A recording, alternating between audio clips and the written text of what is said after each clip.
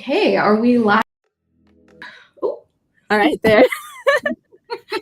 you're live, right? Yes, we are. Awesome. Well, good afternoon, everyone. Thank you so much for joining. Welcome to our panel discussion on elevating the customer experience. I am Dawn Hancock. I will be moderating today's discussion. If you have questions during the session, please feel free to put them in the chat. We'll get to as many as we can. And also feel free to invite a friend, even if they're not on right now, if you think this would be helpful for them. We would love to see more faces in the room. Today, I am joined by industry experts Jacqueline Baker, Jennifer Yates, and Chasity Williams, who will be sharing actionable insights on how to optimize your company's leadership, team dynamics, and technology to enhance the customer experience and achieve better business outcomes. Jacqueline Baker is the founder of leadership consultancy Scarlet and is a speaker, author, and advisor known for her unique approach to modern etiquette and leadership. Jennifer Yates is an expert on team collaboration and the founder of ROUX, which provides human-first, human-centric solutions for business-critical projects. And Chasity Williams is the founder of MOHJU, where she leverages her deep expertise in technology solutions to streamline company processes and help businesses achieve their scalability goals. So good afternoon to all of our panelists. Thank you so much for being here. Let's dive right in. Jacqueline, I want to start with you. How can leaders inspire confidence in their teams, and how does this confidence trickle down to enhance the customer experience? Love the question. I am often asked about confidence and how do I get it? How do I keep it? How do I deal when I feel like it slipped out of my grasp? And it's fascinating how much leaders, and when I say leaders, what I mean by that is people leaders, people that are essentially leading other people, how they can instill confidence in other people in ways that you don't even realize. And that's so incredibly important because not only are you a leader at an organization to get the work done, but you're also a leader at an organization in order to instill the future people who are going to run the country and run companies and build families and all the things. And so when you hear the word leader, audience, I want you to think a lot broader than just I am somebody who's managing the work, or I'm someone with the corner office, or someone with a certain role, status, position, or title. It is you are cultivating the experience of other humans at the workplace and the experience of other humans at the workplace that then are going to translate their experience to your customers overall. So I wanted to set that foundation first and then say that one of the key ways to instill confidence in a team is to allow them to do things. So many of us are onerous over tasks. We get assigned something and then we own that task and we feel good about that task and maybe we do it well. And perhaps our time horizon of how long we should be doing something should be over with, and we should be delegating that out to other people. And so one of the easiest, and I use easy in a tongue-in-cheek way, but one of the most lowest hanging fruit as it relates to instilling confidence in your team is to actually give them things to do, even things that you feel like I've been doing this for a long time, or I'm confident, or this puts me in the spotlight. It might be time for you to delegate to other people, and in ways that you feel good about. I'll end the answer to this question by saying there are multiple ways to delegate. I look at delegation in 4 opportunities. Do as I say, go research and report, research and recommend, or full autonomy. And so when you hear the word delegate, if you're somebody who has a hard time giving things to other people, specifically things that you've been owning, know that there are multiple ways to do it so that you feel comfortable and the actual task gets done. So that is how I would approach an immediate way to instill confidence in your team. Yeah, I agree with that. Jennifer, go ahead. Yeah, you're speaking my love language, because what I like to think of with a delegation is not only, to Jacqueline's point about inspiring confidence in people, but when you push them a little bit even outside their existing capacity or existing skill set and let them reach beyond that and allow some failure too, and be accepting of that failure or accepting of mistakes, then they're even more willing to try the next time on their own. And there's a kind of a 3-part phrase in the teaching sphere, which is I do, We do, you do. So I do it. Those who have a we do it together, and then you do it. You go off and do it on your own, and I'm going to review your work and give you feedback so that you learn how I think. You can still do it your way, but once you start to learn how I think, then you're going to anticipate what my expectations are and kind of evolve and grow into that, even while still doing it your way. And that really does generate a lot of confidence. Absolutely. Chasity, I want to bring you in here because I think one of the key ways that leaders can delegate is by leveraging technology, right? That's a force multiplier for our teams. So can you share how businesses can leverage technology to enhance operational efficiency and what some of the direct benefits are for both customers and team members? Sure. So one of the things that most people, if they're not having a great customer experience, even if your product or your service is superb, they're not going to work with you. And a lot of the things that might cause friction in a customer experience is communication, and it's time, like time turnaround. And it could be even just the kind of the team members' responses and just tone of voice of the company towards maybe their needs or the errors that have happened.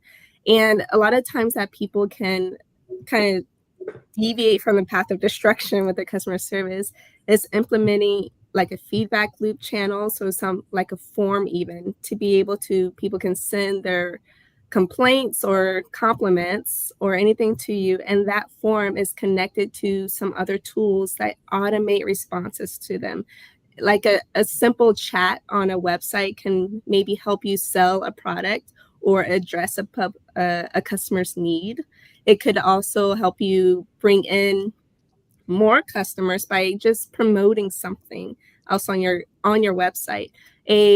I'm working with a program that is super awesome. And I'm like, one of the things that I wish they had was better communication. So just automating emails, like simple email marketing sequence to help people understand where they're at in the process of working with you. Once they've signed up or bought something, they might get more interest from an email string or sequence that comes after that, just explaining what the product is, the service is, or even for your own company, asking for referrals. So a like reputation management platform or something that you can see who's talking about you, who is recommending you, or who might have a complaint that they're putting out on the internet, and being able to quickly address that. Those are just some tools to help your business be able to look not only professional, but just like, I care about my customer. We're in front of our issues. We're not always in reaction mode. We're not always putting out fires because we have a plan and some software tools that help us address needs and make people happy. Absolutely. Jacqueline, I want to bring you in again here because Chasity mentioned communication and how we can automate some of that with customers. And Jennifer also mentioned the dynamic between people, leaders, and team members. And I think communication is really crucial for that. So because that's such a key leadership trait, how can leaders use clear and consistent communication to improve both team dynamics and the customer journey? The first part of addressing that question or trying to even improve or elevate your communication skills is recognizing that not everyone is like you. There are 8 billion people walking around out here, and there are tons of different personality types. There are at least 9 different leadership styles. Like, we are not operating as a monolith. And that's important to know because the way in which you communicate, the way in which you organically communicate, and the way perhaps in which you are most comfortable communicating might not be the way that you need to communicate in order to get your point across or to reach or to allow the message to reach people the way that they should. I mean, if you think about it, it's the same thing when we think about why are all these different social media channels out here? Because different people attract to different platforms in different ways. And so the question is, how might I diversify or be as diverse as possible in the ways that I communicate so that it can reach people where they're at? And when I say that, I mean, most people fall within a learning style or communication style of receiving information best through auditory. So you're an auditory learner or communicator. You're tactile, so you like to see or do, or you're visual, or you're tactile, so you like to experience, or you're visual, so you like to see. And so the question is, how might I make sure that as much as possible in my communication style, I'm hitting all three of those so that I'm reaching people where they're at? It also is recognizing that, the average adult attention span is 7 seconds. In a typical 90-minute presentation, most people have forgotten 50% or more of what was said. And so that means you need to repeat yourself. And it's painful. And as great as you feel like your email was, or your briefing to your team or whoever was, this thought process of, hey, we have very short attention spans and a lot of stuff going on. It's necessary that I'm going to have to be a little bit repetitive in what I'm saying in order to get the point across. And so recognizing that, to summarize and wrap that up, to be diverse in your communication style, to recognize that you are probably leading lots of different types of people or communicating with lots of different types of people. And also recognizing that we are bombarded with so much information, both employees and vendors. So I might have to repeat myself a few times in order to get the point across. So those are the top things that come to mind for me with that question.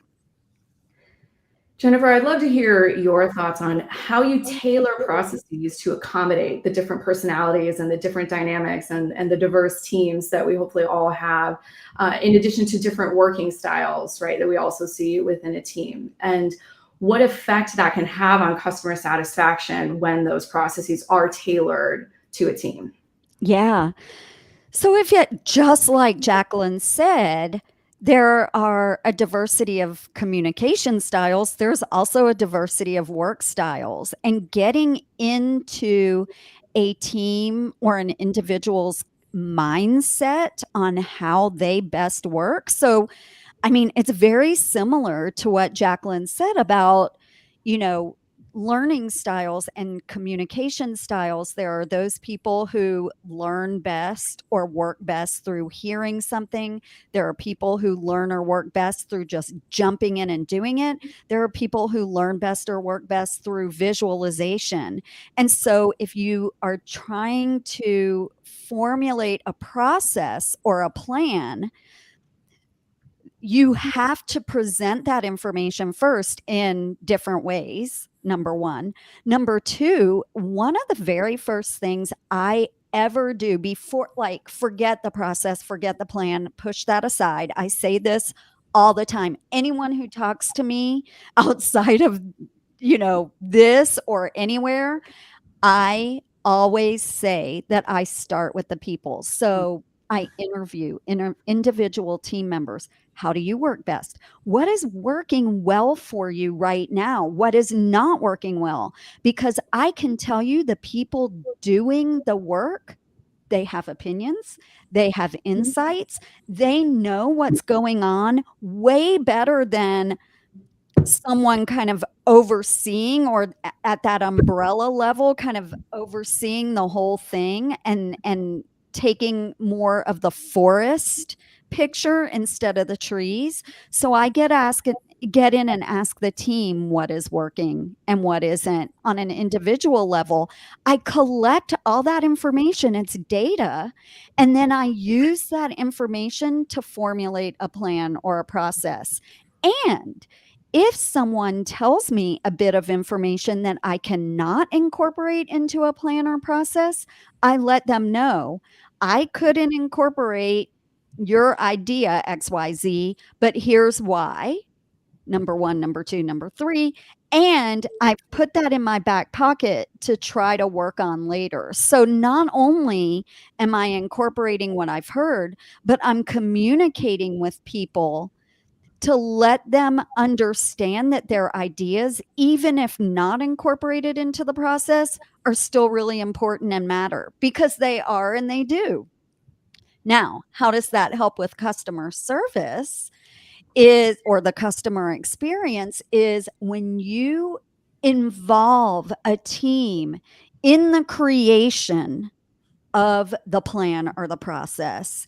They understand the vision of that plan or process because you've communicated it to them.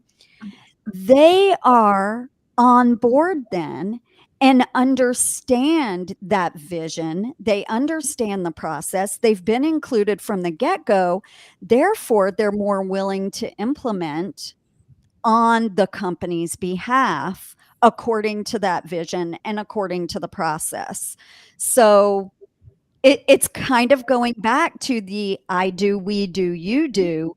If we are doing something together, when I release you to do it on your own, you feel empowered, you feel seen and heard, and you're more willing to execute towards that vision because you've been included from the start. Can I make a comment on that? Yeah. A few years ago, I was part of this like just a business coaching class, and the woman took us out to Ritz-Carlton because she had a friend there who was a manager, and they gave us a tour of the hotel and also kind of the inner workings. And one of the things I will never forget was how they say everybody there has executive decision making to make the customer or the guest experience amazing. So they're like, a guest could go up to a custodian worker, complain about something. That custodian worker could be like, all right, we can get you a free meal at the 5-star restaurant for tonight. Mm-hmm. And everybody just had that level of ownership because the leadership had given them, they included, you have authority in the customer experience. You're not just a standard by, you don't just have to, oh, you have to talk to XYZ or somebody above me. And I think that was just something I always wanted to incorporate ever since I have a business. Like, you are valuable as a team member. Your opinions, your thoughts, and your attitude is a direct reflection of how the customers will respond to our company. And even like going to restaurants, you know, they say like your servers kind of interact with you how the managers interact with them. Mm-hmm. And so it's like the direct like waterfall effect to the customer who's just like, I just came to eat. Why are you angry at me? Like, you know, but like, oh, my manager just yelled at me. I have no say, no authority. If you have a problem, I can't do anything about it. So I think those things all really tie in very well together. And I think what Chasity, what you're speaking towards is trust. Mm-hmm. If you as a leader are trusting in your team and the individuals on that team, they in turn trust in you. And so that trust becomes bi-directional. And that's kind of the foundation. You're trusting your team to carry out an exercise that is good for the business. It's good for them as a team. It's good for the individuals. It's good for the customers. And in turn, the team returns that trust. When customers feel trusted, they in turn return that trust back to the company as well. So it's almost like a series of connected loops. Absolutely.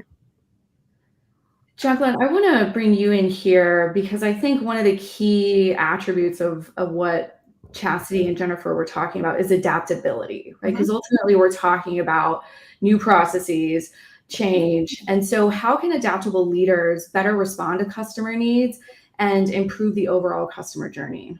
Yeah, but before I actually specifically answer that question, let me take a small baby step back, because some leaders aren't adaptable and should be.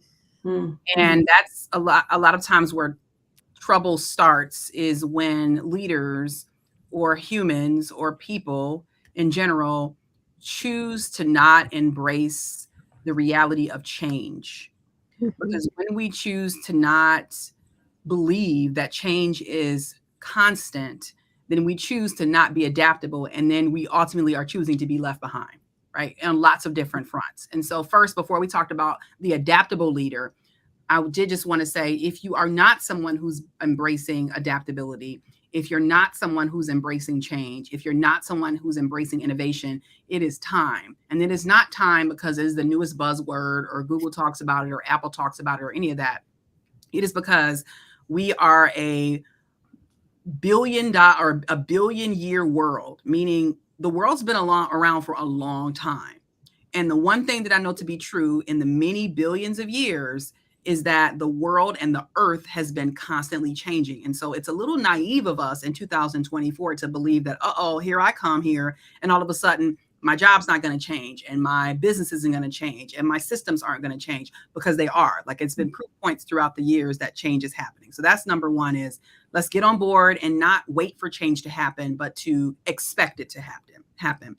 But in terms of adaptable leadership, since now everyone here and everyone who's watching this is going to be all on board, yep, change is happening, I'm going to be an adaptable leader, I'll say a few things. Number one is, when we think about adaptable leadership, I would encourage you to think about it at least in two ways. There's disruptive innovation or disruptive thinking, and there's incremental innovation and incremental thinking. A lot of us think that, in order for a change to be a big deal, or in order for me to really recognize a change, it needs to be something big, like an Uber or a Lyft, or something that just totally changes the face of how we do and live our life. But there's also incremental change as well. Those are those small little changes that might be something as simple as, how do I get this pen from this side of my desk to this side of my desk? And I encourage leaders to think about that. But more importantly, I encourage leaders to encourage the people that they are leading to think about that, because the next $1 million idea within your company, the next innovative change that might save you millions of dollars or make you hundreds of dollars, which could be, a game changer for someone who's a small business owner, that might be sitting right there in the mind of your executive assistant or your consultant or, your podcast consultant or whoever it is. If you encourage the behavior or encourage the process of allowing people to serve up their ideas in a way that's both big picture and also, hey, I have this small little idea that might save you 20 minutes. What do you think about this?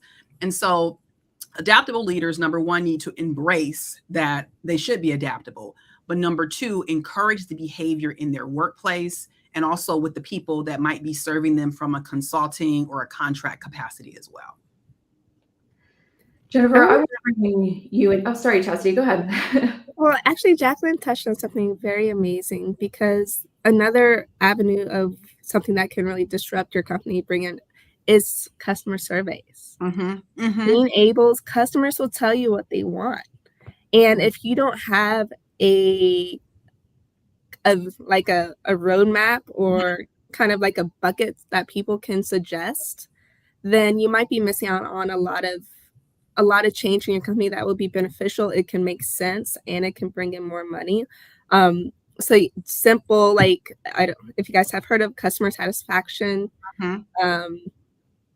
Yeah. Yes. I always say satisfaction wrong, and my friend got on me about it, so I'm like super conscious to say it correctly. So customer satisfaction surveys, that can go to your team members, it could go to the boss or something like that, and just get that feedback loop so that you're always knowing, did my team work well with this person? Is the product working well with the people? Is the service, is there something that is, blind to us that's blatant to them? So having those feedback loops, or just some way to gather that information. And again, you don't, like, for me, I never want to suggest things being built through email. Right. So like, if you have a form that goes to a database and you can collect some data on the customer experience, whether like, hey, this sentiment was really happy, this was really negative, you'll be able to quickly glance at what's, the atmosphere and the environment of your company in the greater world. So those are just some tools to look into. It's just like, how can we get some forms and collect those data points? And even during the surveys within the own company, if you have a very large company, constant surveys. How are you happy? Right. Do you experience some hiccups here and there? And then kind of going back to what Jennifer said, building that trust of your voice matters, and we will do our best to implement some of these things, rather than just like, we have a collection box that's collecting dust, because we're going to say we want your opinions and then we don't do anything about it. That's also a breakdown of trust. Yeah. I Dawn, I did just want to add on one additional thing that Chastity's comments made me think about, and it is the process of reviewing feedback. We try very hard at Scarlet to make sure that leaders recognize that they're humans, right? Like, you're not, just because you are a people leader, you have a leader title, which I would argue that everybody has, a leadership responsibility to themselves. But a lot of times we forget that even though we might have a role, position, status, title, ranking, you're still a human, which means that emotions come along with you being human. And the reason I bring that up is because for some, particularly solopreneurs, they don't implement the feedback piece because they know that it might sting. It's just like, oh no, if I ask them for feedback and they give me stingy feedback, then it's going to hurt. And it might. But number one, that should not preclude you from getting the feedback. But what I would encourage to make the feedback maybe a little bit easier to get through is to have a specific set time that you review the feedback versus when the feedback comes in, you're immediately diving into it. And, you know, for me, even though still to this day, and I've been on stages in some shape, form, or fashion since the 4th grade, it still stings to hear feedback that might not align with how well I think I did. And so I broke myself out of the habit of saying, all right, as soon as a survey or feedback comes in, I'm going to dig into it. Instead, it's no, Jacqueline, on Thursdays between 9 and 10, when you have gathered yourself appropriately, when you've done all the things to make you feel good right before that, you're going to dive into the feedback, then you're going to close the feedback up, and I'll see you again next week. And that just gives you the permission and almost the safe comfort space to get through it, take some action or not, and then move on. And so I just wanted to serve that up, particularly to smaller business owners who, you know, you're human, and sometimes things hurt to read or hear, but just implement it, but create a space for yourself to do it comfortably.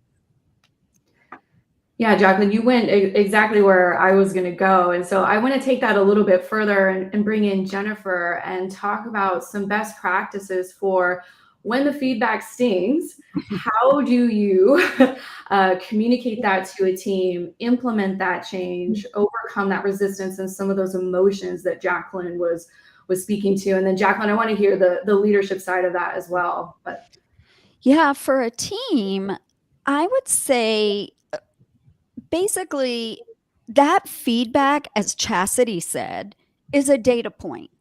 And so let's treat it not as an emotional response, but as a set of data. So when you share with your team, you know, some negative feedback came in, you're stating the fact, some negative feedback came in, but then you're asking the team and democratizing the solutioneering, I guess, if I want to make up a word, you're democratizing the solutioneering around that feedback. So what does the team think about solving this feedback? First of all, is it feedback that's necessary to solve? We've got to figure that out from the get-go, because some feedback isn't necessary to solve. It's feedback, and yay, thank you, customer, for giving us that feedback.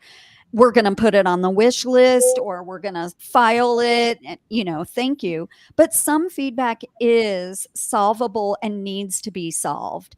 And so involving the team in that solution then kind of tempers the emotion piece of it, which you do want.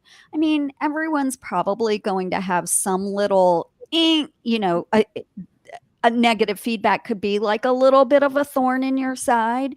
But when you present it as, this is data, what are we going to do about it? I think that really not only helps to minimize the emotional response and make it a negative situation, but it actually turns that negative into something positive. It allows the team to bond together to come up with a solution. It allows them to plan that solution rollout and be really involved in solving a problem. And I think that can go a long way. Yeah, Jacqueline, I'd love to hear from you on just some best practices on the leadership side as well, just your perspective. And then Chasity, I'd love to hear more from you after that around other ways that we can capture data and analytics to help shape the customer need. But you first, Jacqueline. I think about feedback and some best practices around it, and also some ways to manage through it, if you will, lead through it in several different ways.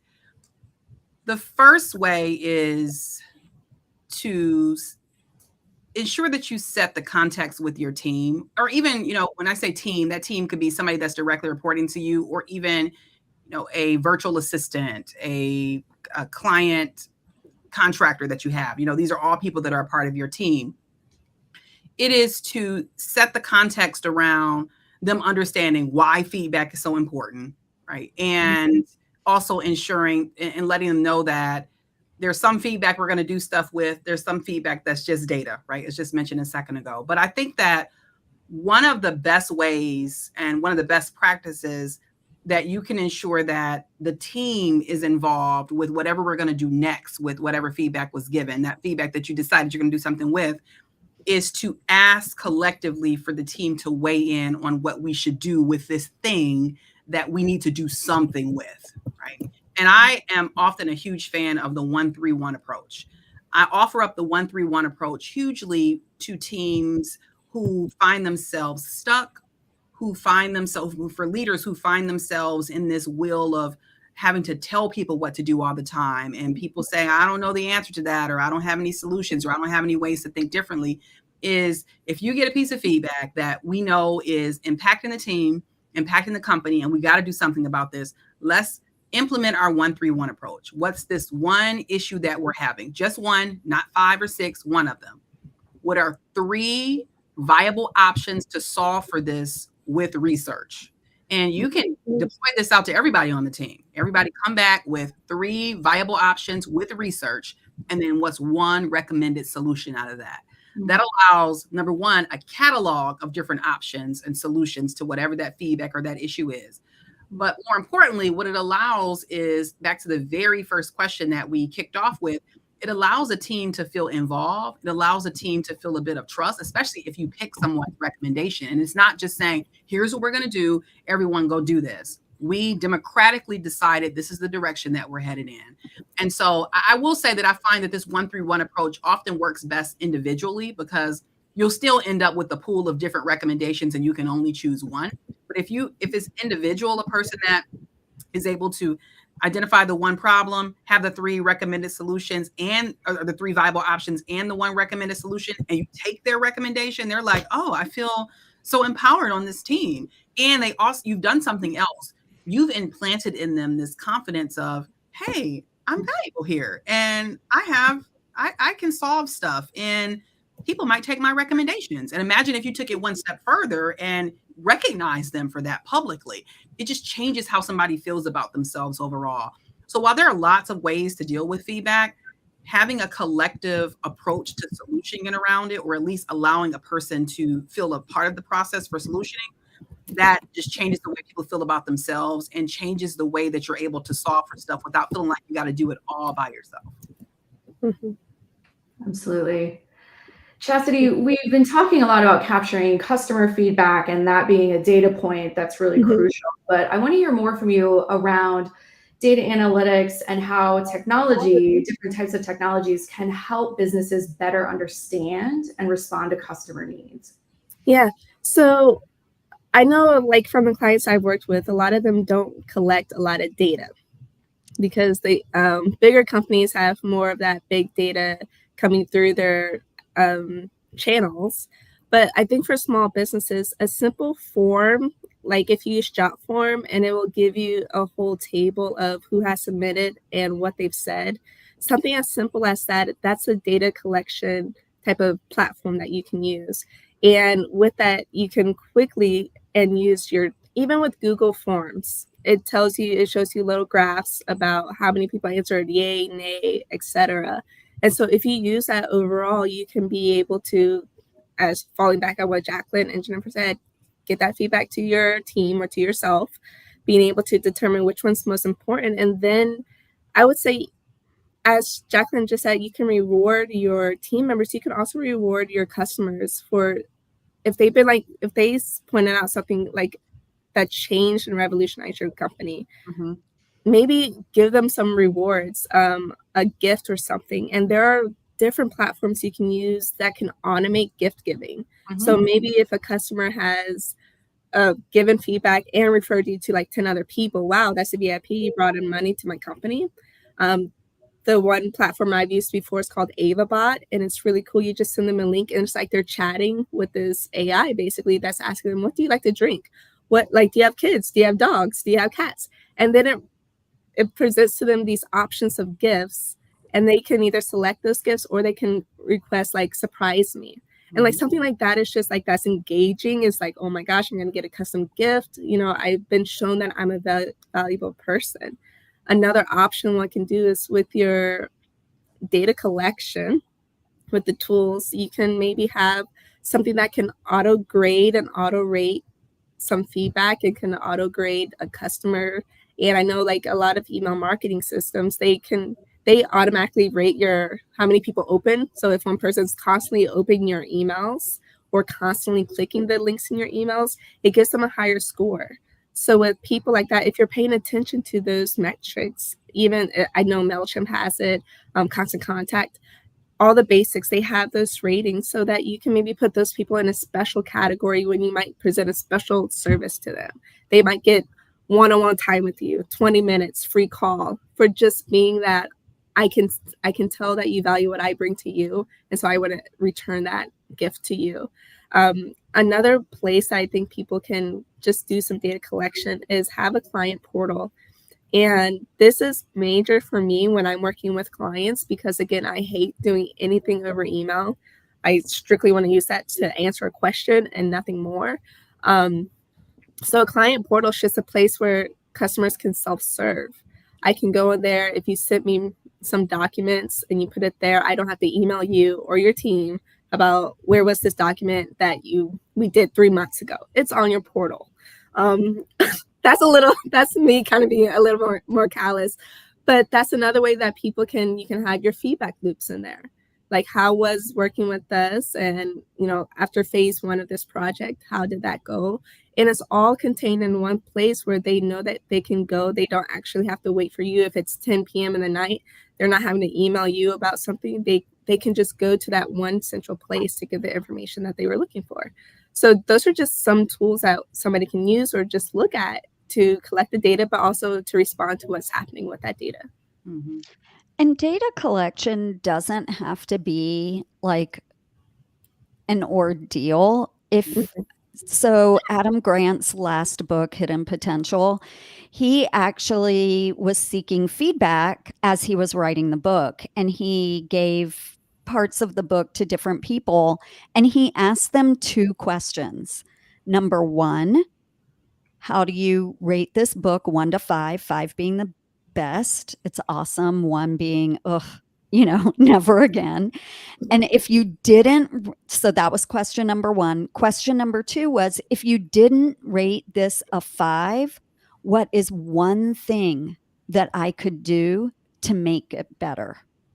And so you, like, as a company, you don't have to put your customers through a 50-question survey. It could be 1 or 2 questions, and that's still data, and it's still really important.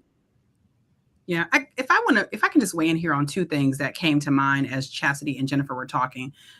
The first was, I think it's so fascinating, particularly for small business owners, that a lot of things that we might see larger businesses doing, massive businesses doing, sometimes it's like, I can't do that. Like, I can't take that. I can't put surveys in place, or I can't collect data. And yes, you can. Like, it's not like, while large companies have a lot more resources and money and people, it's not like you're like magicians, right? Like, literally a lot of the same things that they're doing at a much larger scale, you can do. I mean, and so I just encourage anyone who's here who's thinking, oh my gosh, like, how am I supposed to do that? Like, I'm not a X company, not X, but any company. I'm not any of those larger companies. You can, like, literally, you can put together smaller surveys. You can use a ton of different databases and systems and tools that Chasity just mentioned often, that she often has as recommendations on her site and as a part of her business.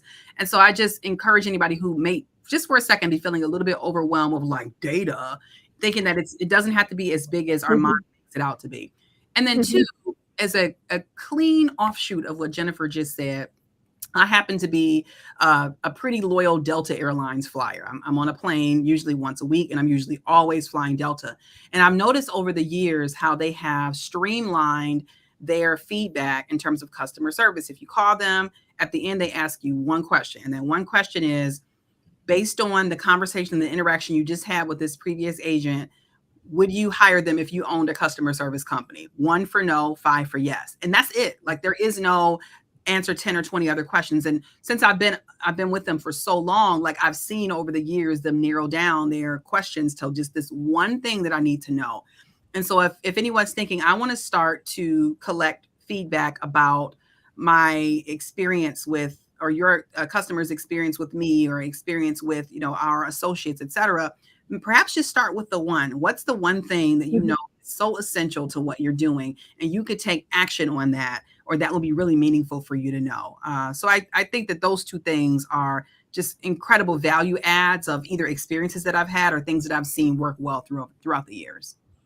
Yeah, and another point to that is that there is something I learned a few years ago. A lot of customers, there's called something cost of change. And a lot of people don't want to switch over to a new brand, a new company, if they've been using it for a long time. So you have room to improve a service or a product to retain your customers, rather just like, oh, well, they're not happy, they'll go find somebody else. They're looking for you to improve, because it takes so much to realign your loyalties to another brand, another company. So like somebody could be putting out hundreds of millions of dollars of ads for their thing, but not everybody's just going to jump because they look like they have a shiny new feature. They're going to be looking to you to have, are you going to have this feature too? Are you going to bring this up too? Rather than I'm just going to abandon you to go to the ship. So that's just one thing. Like I know like a lot of airlines, they put a lot of money into retaining their customers. It costs less to keep a customer than to gain a new customer. So yeah, those are just some things to also consider. It's like, if you feel like you're failing, do the change, because people want to stay. They want to stay unless you do completely horrible. Oh, Chastity, it's so true. Like right now, I am literally thinking about a service provider that I need to change, and I'm literally dragging my feet on changing them, because I'm like, can they just change like a little bit? Because I have to do all this data migration and get all my data loaded back in. So it's true. It's a lot simpler for you to go through the pain of making that adjustment versus making somebody start from scratch all over again. So it's so incredibly true. Yeah, and I think everything we're talking about here is really building a culture of continuous improvement, right? And building a mindset, leaders having the mindset of continuous improvement, and then having that trickle through to our teams, and then ultimately to the customers. And so, Jennifer, I want to hear from you on some strategies that you use to foster that culture of continuous improvement within a team, and then how that flows through to the customer. Yeah, I think for me, like, one of my number one strategies and tactics, and I've used this word already in the panel, but I'm going to use it in a different way. I like to democratize communication across the team. So, just like Jacqueline said earlier, and I also repeated, there are different personalities on the team, and some are extroverted. They're like go-getters. They're A personalities. And then there are the, quieter, more introverted leaning people. There are creative people. There are doers. There are strategists. There are, people who want to follow a recipe. There are people who are thinking of the next big move, and to bring them all together. What I like to do when I say democratize communication is get everyone in the room comfortable with speaking up and speaking out. So again, allowing team members to feel seen and heard and understood. And sometimes that means quieting the room, quieting those A types or those extroverts or those people who raise their hand and want to speak all the time, and allow the quieter people to have their chance, and then riff on what they're saying as well, so that they feel that it's kind of like exercising that muscle memory, and you want to get them exercising that and speaking up. So you go around the room, so and so, it's your turn. I mean, it literally is like a kindergarten classroom, but that's how you have to be sometimes to allow people to be able to speak their mind. So that is one of my main tactics with a team, is making sure that everyone has the floor and is respected when they have the floor. They're seen as an expert when they have the floor, and they're supported when they have the floor. Another thing I do is let's have fun. Not everything has to be about work, work, work, work, work. Mhm. You can make work fun. So you can, I always start team meetings with a warm-up question.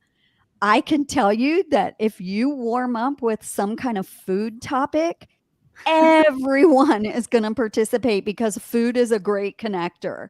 So, warm up with a fun topic, engage the team in, what did you do over the weekend? What did you eat over the weekend? What kind of celebration are you, having next weekend?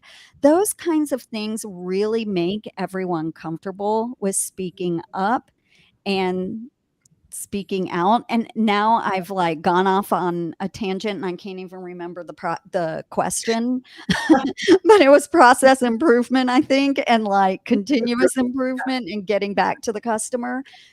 But again, it's that whole, there's the psychology around feeling a part of something bigger than yourself, feeling a part of the team, feeling a part of the product, feeling a part of delivery, feeling a part of the customer experience and the business as a whole.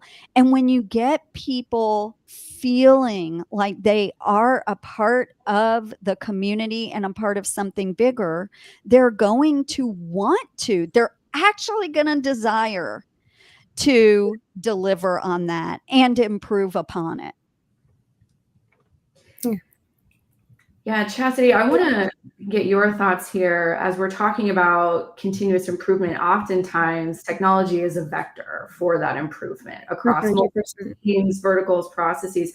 So I want to hear from you on how we measure the impact of the implementing a new technological system or improving a process. How do we measure that impact so that we're ensuring that we are continuously improving? For one, I do tech stack audits, and that's one of the major questions is this effective in the company? And this kind of ties back to what Jacqueline had mentioned about adaptability of leadership. If a leader or a business owner is not willing to change a software platform, and again, one of my gripes are people who live off of Excel because there are so many platforms and applications that can do things better and with less work from your end to create formulas to do stuff. So a leader who is adaptable and who's looking at their platforms would be open to seeing, am I or my teammates using this? Mhm. How often is it being used? What is the cost? What are the features? And before you can really even look at the features, you have to look at where your company is going. What are your own business goals? What are the pain points in a process? And look to see if your current platforms are addressing that. And maybe you didn't know, maybe they had a feature update. So I encourage people, like, kind of maybe once a year, go back and see what updates have been in the software, because if you didn't know the software now, especially like with this wave of AI, everybody wanted to add AI, So it's like, okay, but what is their AI doing? And is it going to meet a pain point in our process or systems? And sometimes I worked with one client, they had 14 different apps. None of them talked together. So their virtual assistant had to manage enterprise level clients on 14 different apps, and she lost her mind because nothing talked to each other. But something that I recommended was like a software that was made for that client's industry by people who were in that industry. So it's like this, all your 90% of your problems that you're trying to use 14 apps with can be done in one. Are you willing to make that jump?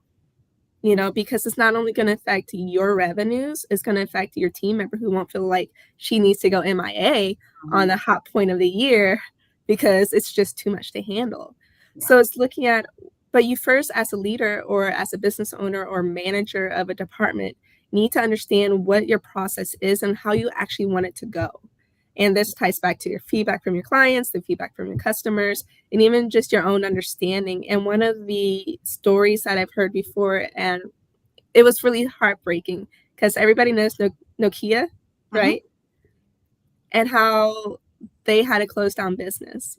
And on the day that they were making this announcement, the CEO was crying because he's like, we did nothing wrong, but somehow we lost. And it was because they did not adapt to Yahoo. Did the same thing.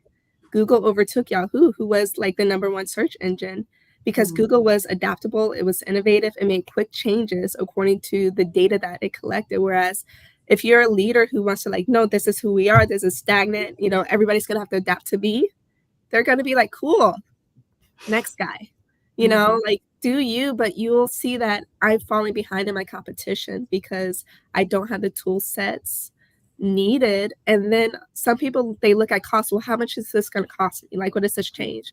But that's also not a very great mindset because you're comparing a monetary cost to kind of a more growth-minded aspect of the business. Like, is $20,000, that's a big number. If you invest $20,000 into a platform, that might bring you $200,000. Are you really going to trip over the fact that it's 20 grand? Or are you going to be like, oh, I can't pay for that? So now you're rejecting revenues, you're rejecting your client reach because of a sentiment of, well, that costs too much money and I can't do that. And I tell clients, because sometimes my clients are really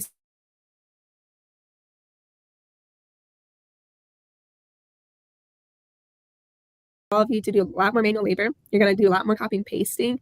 Most of them probably aren't going to talk to each other. So you're going to find yourself overburdened with too many software tools and nothing's being effectively used because you're only looking for the free versions that have limited features for you. So it's definitely important to look at your business goals, your revenue goals, and how you want to operate. What's that work-life balance you want? And because if you're comparing costs to all of that value add, that maybe one software tool, one or two, can bring in so much more value to your company than what you're paying out for the tool, you might find yourself in a bit of a pickle. So that's why I'm like, it's very good for when I work with clients who are adaptable, they're willing to change. They're like, okay, I am ready to go into an unfamiliar area and territory in order to help this business grow. Yeah, Jacqueline, I want to close this part of the continuous improvement conversation with you because so much of what Chasity and Jennifer were mentioning is it hinges upon leadership's ability to guide the organization, or no matter how large or small it is, through that. So I want to hear from you on how leaders can cultivate that culture of continuous improvement. It is often through mirroring.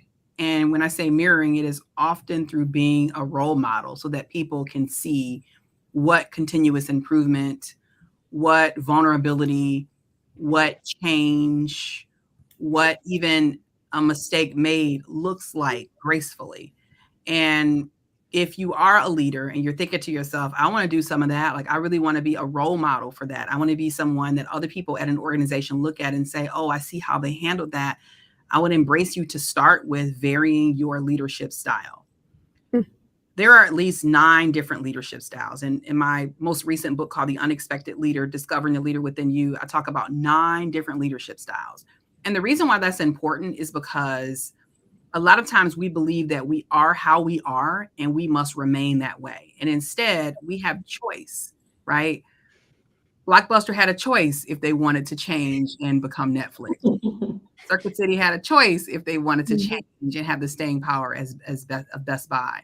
We have choice in how we show up, how we want to show up. And that is how I encourage leaders to think about themselves. Not, I've been operating this way, or this way that I've been operating has gotten me here, but it is instead, how do I want to show up? How do I want to show up?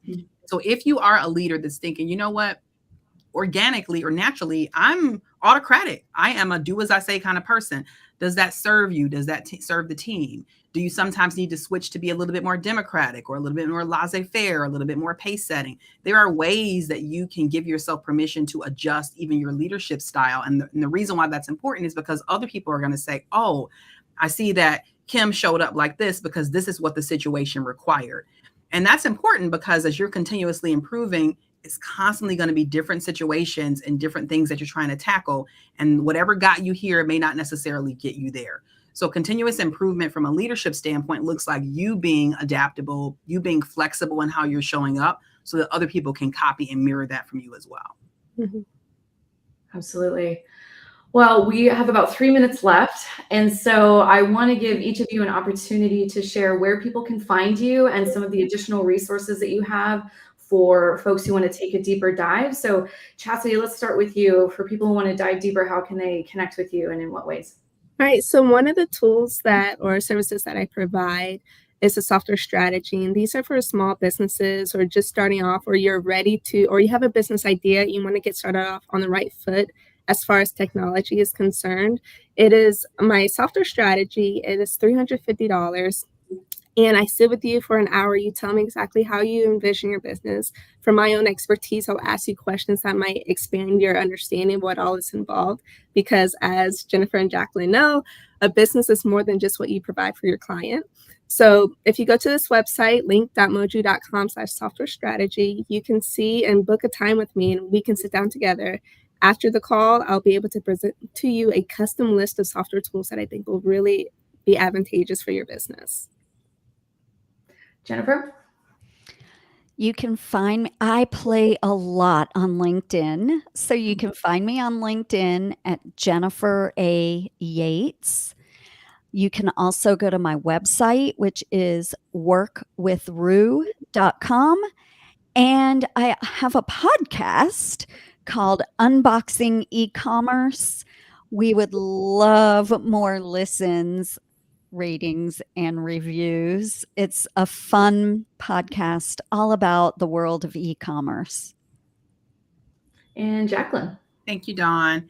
You can find out about what we've built over at Scarlet, where we focus on leadership and modern etiquette, at thescarletway.com. But more specifically, one of the key things in terms of elevating your leadership, development, growth, and opportunities is being able to talk about what you do. And so over at thescarletway.com/present, it's the opportunity for you to dive deep on becoming more confident in using your voice, in speaking up, and in presenting in a way that you feel good about. It's all about getting visible, but getting visible in a way you feel good about. So feel free to check me out over at thescarletway.com/present. Awesome. Well, thank you all for your time. This was incredibly insightful. I appreciate the conversation. Thank you to everyone who joined us this afternoon. And you can look forward to a follow-up email with links to connect with everyone in more depth, should you want to. And I hope everyone has a great rest of your day, and we'll take care. We'll see you all soon. Awesome. Thanks, Dawn. All right. Thank you. Thank you, Dawn. Bye-bye. Bye.